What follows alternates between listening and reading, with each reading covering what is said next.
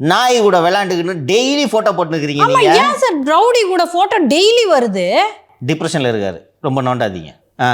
என்ன sir difference? 1000 கஷ்டம் இருக்கும் ஒரு துணை முதல்வருக்கு, நினைத்த நலத்திட்டங்களை செயல்படுத்த முடியவில்லையே. மக்களை நினைத்தா அது தப்பா கூட நினைச்சிட்டு. இல்ல எனக்கு என்ன தோணுதுங்கன்னாங்க சார், இப்ப திரு விஜய் அவர்களுடைய ஒரு எழுச்சி இருக்குல்ல, ஏன்னா அவர் ஸ்டார்ன்றதுனால இந்த எழுச்சி ஒரு காரணம். ஸ்டார்ன்றதுனால தான் அந்த எழுச்சி.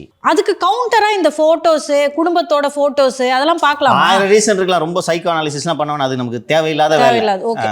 திமுகன்னு சொல்றதுக்கு பதிலா கோதிமுக, கொத்தடிமை திராவிட முன்னேற்ற கழகம்னு அப்படி ஏதாவது அடிக்கணும். போ இன்னும் இம்ப்ரூவைஸ் பண்ணணும். இன்னும் மக்களிடையே ட்ராக்ஷன் கிடைக்கும்.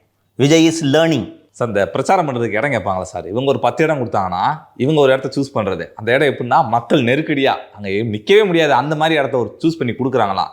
இந்த அடக்குமுறை அராஜக அரசியெல்லாம் கையில் எடுக்க வேணாம் சார், நான் சாதாரண ஆள் இல்லை சார், நான் ஒரு மக்கள் பிரதிநிதியோட தலைவன் சார் அப்படின்னு சொல்கிறார் சார்.